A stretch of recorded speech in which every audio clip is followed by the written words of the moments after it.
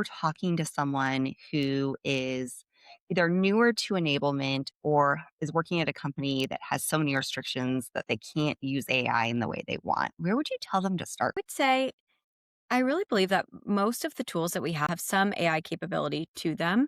So that's, I was talking to someone recently in the first place that I had recommended that they start, whether it be in Notion or in Gong or even um, just some of these like free tools that we have access to. There are always ways that I think that we can think about doing things differently.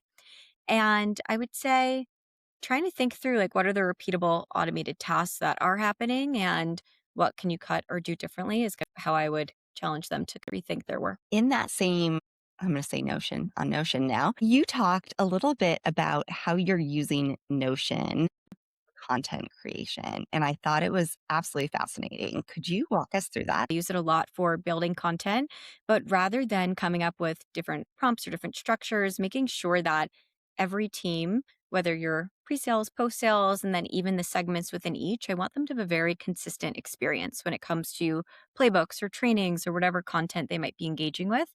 So we've actually templatized a lot of our prompting so that way it's just a page in Notion they can make a copy of, can drop in the call transcript and just say, fill in the template.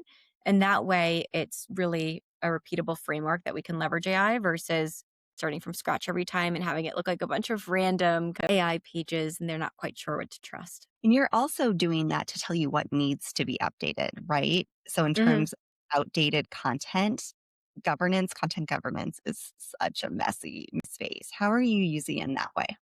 We have somebody fantastic on our team who is all about agents, which is incredible. So actually we use Notion as our CMS. And so what we did is created Notion agents that actually scan through all of our key Slack channels. And then it goes into a database and it creates recommendations of what content needs to be updated.